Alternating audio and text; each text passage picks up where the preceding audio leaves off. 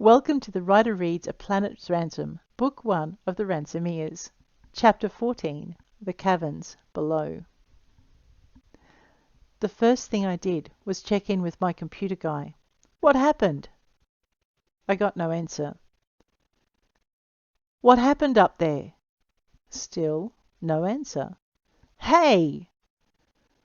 I don't think shouting at them's going to do you any good, Dave said, and I remembered he'd been the one who'd known something bad was heading our way.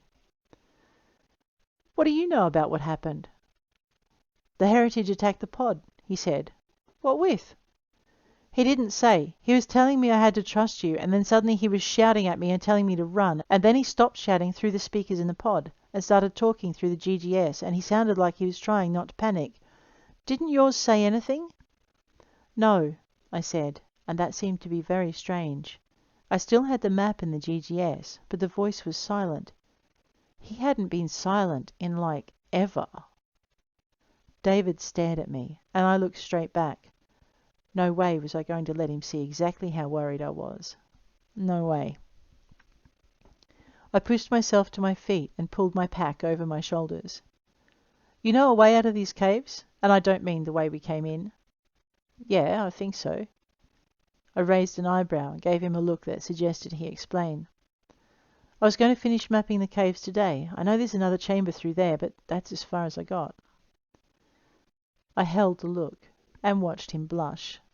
I only found them yesterday. Well, that explained it. Fine then, let's go. I'll give him this. He thought about arguing and then decided not to. I pressed myself back against the wall to let him past and then followed him down off the ledge. He took us along the ledge and then up the other side of the cavern to what looked like the entrance to a small chamber. It wasn't. It was a sort of bulge in what turned out to be another tunnel, and I was glad of the light coming from the GGS as the walls seemed to close in around me. David's voice reached out to me from the dark. So what do you think it was? What? The attack. There's no point sugarcoating it. He wasn't stupid. I think they blew up your pod. Yeah, he said. Me too. Then why'd you ask? Because I wanted to hear you say it. Why? So I didn't feel stupid for thinking it? Fair enough. For the next few moments, all I could hear was the sound of his sneakers moving across the tunnel floor, and then he spoke again. So, who are we going to see next? Blossom? For real? Yeah. I thought they'd only got rid of the troublemakers. Well, that was a relief, but no way was I going to tell him how good it was to hear someone else say exactly what I'd been thinking. You calling me a troublemaker?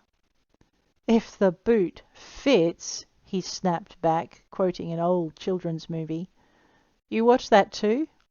When I was little, and then again when my little brother came along. You?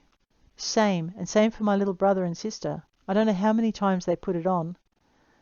The thought brought a lump to my throat, and my vision blurred. I hadn't realized just how much I missed my little brother and sister.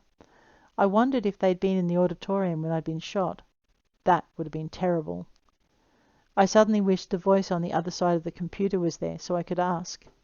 I wondered if he could contact the main ship and at least let me know if they were all right. I lifted the visor just enough to wipe my eyes. No way was I going to start crying. Not yet. No way. There was too much that had to be done, and besides, I didn't want Davo to see just how upset I was about my family. If the computer man was right, then I had to lead, and no one wanted to follow a leader who was always in tears, right? Hey, you okay? David asked, and I figured I'd been quiet for a bit too long. Sure, I said, just fine. So, tell me, what do you know about Blossom? Well, she's a step-kid. Her mum used to live up in one of those hippie communes. Nimbin? Something like that. Anyway, her mum moved back to the city when the rest of the commune bagged her out about making money off her art. Ended up shacking up with a cafe owner who gave her display room out at Gold Creek. Shacking up? That's what Blossom called it, but I don't know. What do you mean? Well, I think her mum really fell for the guy, and he fell for her, but I don't think Bloss is ready for a new dad yet. What makes you say that? She's pretty mad at her mum right now. How do you know? She and Su-Lynn are friends. They talk, and I get to hear about it. Blossom isn't as sweet and happy as everyone thinks. She's got a real mean streak." "What do you mean?" "Well, you know all that stuff that went missing?" "Yeah, I remembered something from last year." "Didn't it all come back?" "That was Blossom." "But we never found out who did it." "She did." "And—" But suddenly Dave wasn't interested in talking. He was looking into the cavern we'd found. "Take a look at this." I didn't know what I was expecting, but a world of glowing plant life wasn't it. Crouching down beside Dave, I looked out at a forest of trees and shrubs, and then looked again. It was more like looking at something crossed between a coral reef and a tropical forest, but different. "Did you know this was here?" He gave me a look that told me I'd just said something particularly dumb, and then pointed. I followed the direction of his arm and saw something long and flat and dark wind its way down from a flaky brown trunk of tall mushroom-shaped tree. "Was that a centipede?" "Shh," he said, and moved his hand so that it pointed at the forest floor. I shushed and looked again. This time I watched two six-legged creatures approaching each other across a field of matted pink and green spaghetti. They flipped lollipop-topped antennae at each other, waving their feelers to and fro in a complicated set of signals. I couldn't help but notice how the lollipop part of them shimmered as the light hit it, and then wondered where the light came from. Looking around the cleared patch, I saw another thick trunk, this one leading up to a broad mushroom cap. As I watched, one of the creatures bounced toward the other and tapped it with one of its antennae. The other creature hissed, and I saw jaws that reminded me of a lizard's, and fangs that flexed as it raised its two front feet and prepared to meet its attacker. In no time at all, the two of them were locked together, biting at each other's faces, their front legs locked together to hold the other one off, while their middle legs reached around to try and pull the other one in closer. I stared, mesmerized, as they struggled first one way and then the other, and then they ran into the mushroom stem. Now I saw where the light reflected on their antennae had come from. Thousands of small flakes dropped from beneath the mushroom cap, each one attached to a glistening strand of thread. The flakes fell around the two lizard insects, settling on them like snow and seeming to stick there, and then the two fighters were lifted from the forest floor. It wasn't until their feet left the ground that they worked out they were in trouble and let go of each other, but by that time it was too late. I watched them fight to free themselves from the threads and fail as they were carried right up to the top of the mushroom cap, and that's when I realized what the mushroom was. "It's a carnivorous plant," I whispered, my words hardly louder than a breath. "There are more," Davo whispered back, pointing out the thick mushroom and toadstool trunks under which there were a layer of bones and fur and beetle shells. I pointed up at the mushroom cap and the festoonery of bones and shriveled animal carcasses stuck to the underside. "We can't walk under that." "No, we can walk under it. We just can't bump the trunk." "You sure?" "No, but those two weren't in trouble until they ran into the base." "And it's busy now, right?" "Yeah." "So we could totally run underneath it to the other side." "Yeah." "So, what's on the other side?" It was a good question. I stared out past the mushroom, trying to see past the fine lacy frame of a coral-like mushroom growing straight out of the floor, wishing I knew where we were. "These can't grow without the sun, can they?" Davo shrugged. "I don't know. It's a different world. Anything's possible." "Well, we can't stay here." "Why not?"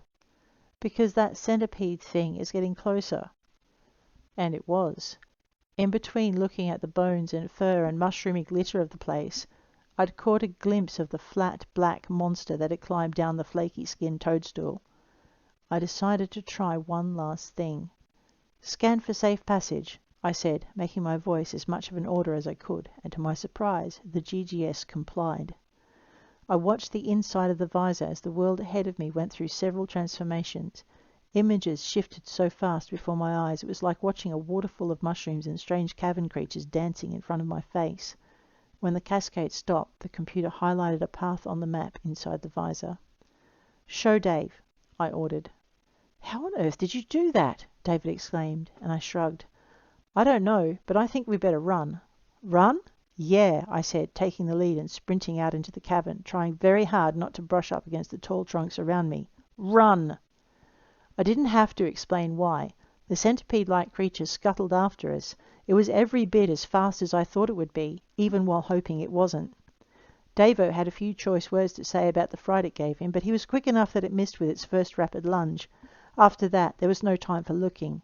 I dashed along the path the computer plotted, hoping it hadn't missed anything, and David ran right behind me. I could feel his feet almost hitting mine, he was that close. We ran past several types of fungi that I hoped my visor cam was saving for later. They looked interesting, and they might even prove useful, and if they were useful, then we'd need to know where to find them. The path took an abrupt left turn around a cluster of rocks, and I found myself facing another set of tunnels. I would have asked David which way he thought we should go, but the computer plotted a course down the tunnel to the right, and I didn't question it. Above the sound of David's hurried steps, I could hear the sound of the centipede's many-legged scuttle. That beast certainly wasn't giving up. I just hoped it didn't drive us into some other trouble. You'll have to jump the stream. Well, okay then. The voice in my earpiece was a complete surprise. You're back, I managed to gasp as the tunnel we were running down opened out into a sandy-floored cave. Sand? I saw the stream the voice was talking about when I was 6 feet into the cave. Jump it! I yelled to Dave, just in case he hadn't had a handy-dandy super-helpful voice in his headpiece. We both jumped.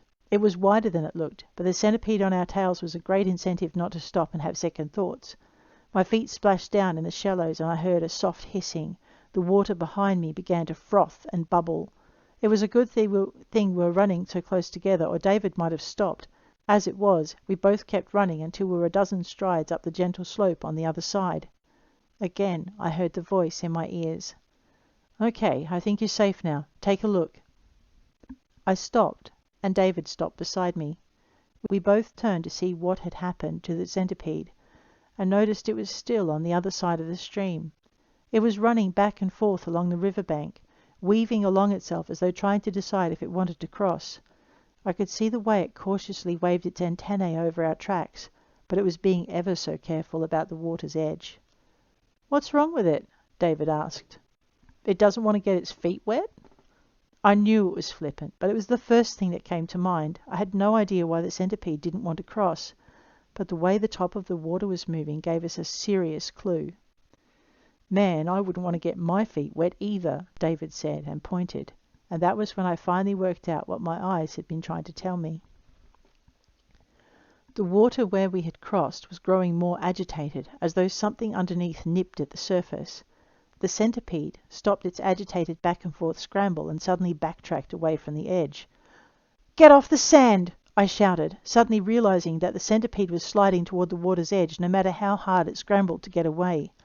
I was up and running, reaching down to drag David after me as I headed toward the only bit of rock I could see, a ledge at the edge of the cavern, one that led up the cavern wall to another tunnel opening. I think the fact that we'd sat so still for so long, combined with the way the centipede was still moving, was what saved us. But only just. We'd barely made the rock ledge when the sand we'd run across tumbled into the river. I couldn't help stopping to see where it went. To my surprise, the stream didn't fill up. The sand just slid into the water and disappeared. How deep is that water? I whispered. David shrugged. Deeper than it looks, he said. The smart aleck. I guess I deserved that. So I settled for giving Davo a really good glare. Like he cared. Which way? I asked, and he gave me an impish grin as he gestured towards the only cave opening we could reach without crossing the sand.